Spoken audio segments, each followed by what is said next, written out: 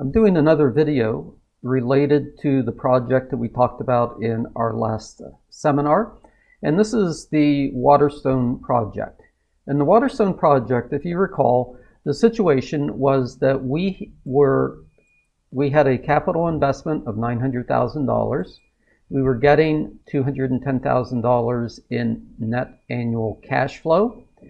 This was a project that was going to last for 6 years, and we used a discount rate of 9%. Now, in the lecture as well as the subsequent video, we talked about how using Excel we can calculate the present value. So as we're looking at the present value calculation, is what we are using is we're using rate, which is in D7, which is the discount rate of 9%. We're using the number of periods, which is D6, which is 6 years. The payment of D5, which is $210,000 a year. There is no salvage value, so the future value is 0, and we're assuming that the payments are made at the end of each period.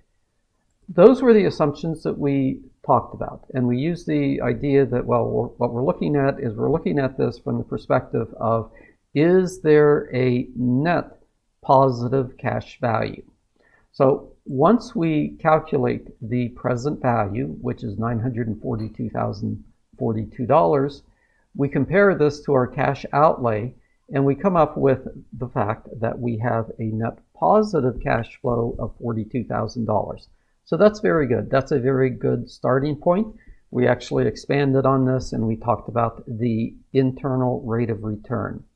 Now what I want to do is to put this in a real-world scenario, because normally what takes place is you're going to have a conversation, and that conversation is related to what if. Well, what if the discount rate changes? Or what if our annual cash flow changes? Then what's going to happen?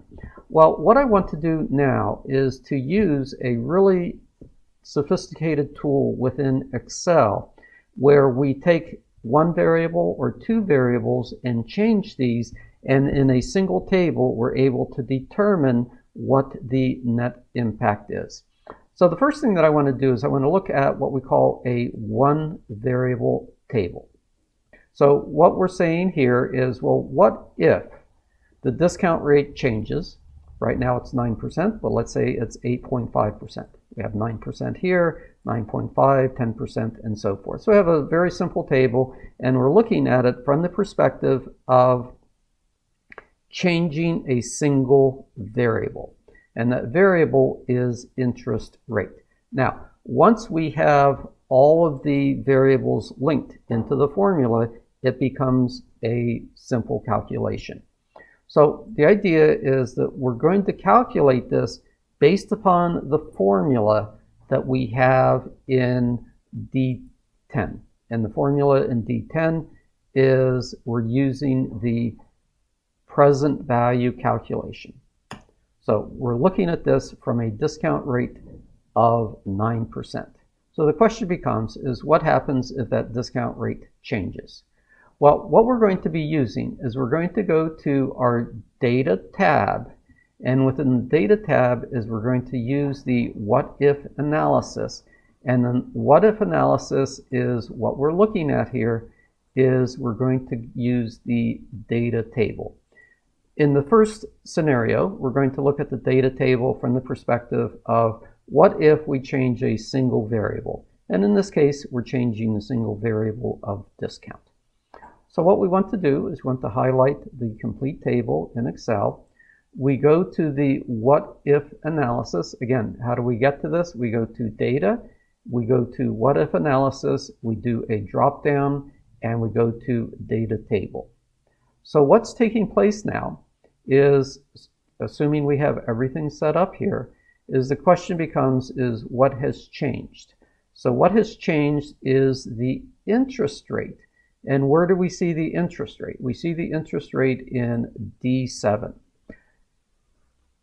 And let me make sure that we understand what's taking place here. So what's taking place is that we are using, essentially Excel is looking at the formula that's at the top of the page, and then determining what is going to change. Well, what's going to change is, in this case, is the interest rate, and then it changes the interest rate based upon the column that precedes this.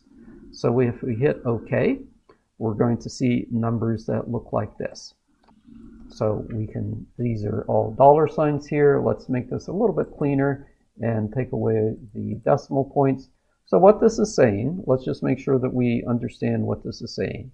So what this is saying is that if the discount rate was 11.5%, the net present value would be not 942,000, but 875,762, and so forth. Okay. Now, this is a dynamic table, and let's say we're not necessarily interested in the present value of the cash flow, but we're interested in the net present value. So if we change this to the net present value, what happens? Well, first thing that we see is that at 9%, we have the exact same number. Again, I have this rounded off here, but it's $42,422, or $43. But what we see is that it turns negative after 11%. So this table is not necessarily easy to understand because we have at the header a value as opposed to a heading. We want to change this heading to net cash flow. Well, we can't really do that because if we actually just write in net cash flow, then the table is not going to work. So I'm going to show you a really neat function within the formatting of the cells that the value is going to stay there, but what we're going to see is going to be different.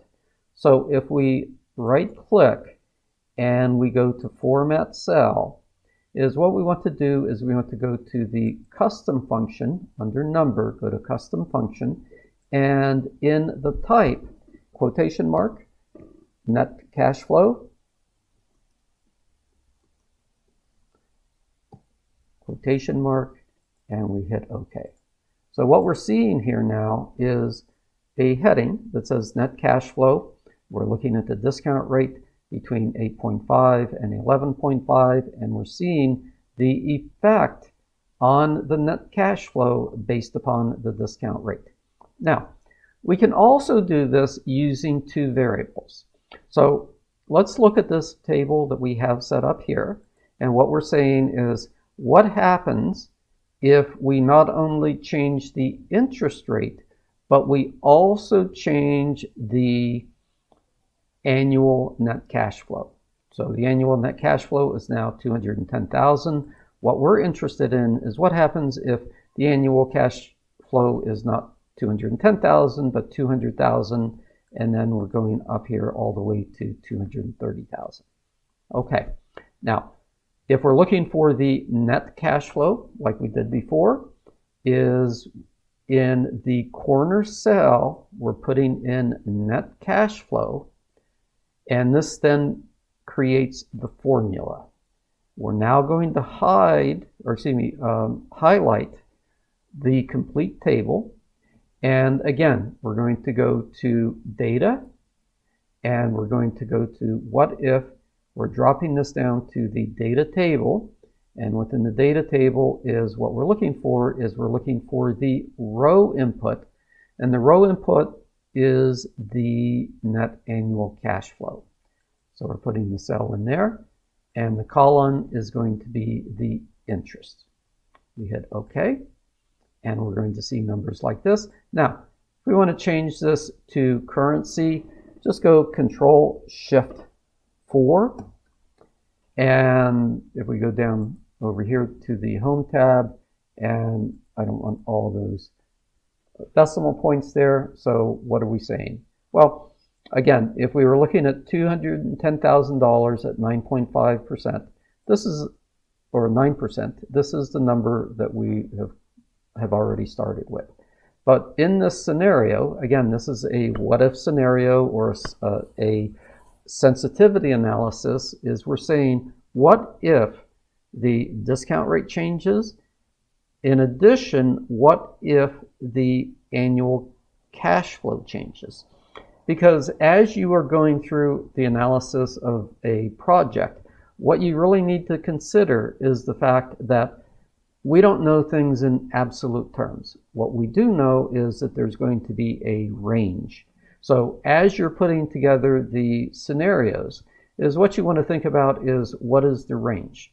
So let's say management is coming to you and they're saying, okay, so the range is somewhere between $200,000 and $230,000 is going to be our annual cash flow. In addition, we're not quite sure what the discount rate is going to be. We're not sure what our cost of capital is. So let's add a range there. And what we're able to do then is to take a look at this and make a determination in terms of, based upon the variables, how do the change in variables actually impact the total analysis. So I hope this variable helps. It should provide a good introduction to sensitivity analysis and gives you one more tool that you can use in Excel to expand your knowledge of capital budgeting. Thank you very much for your time and have a great day. Thank you.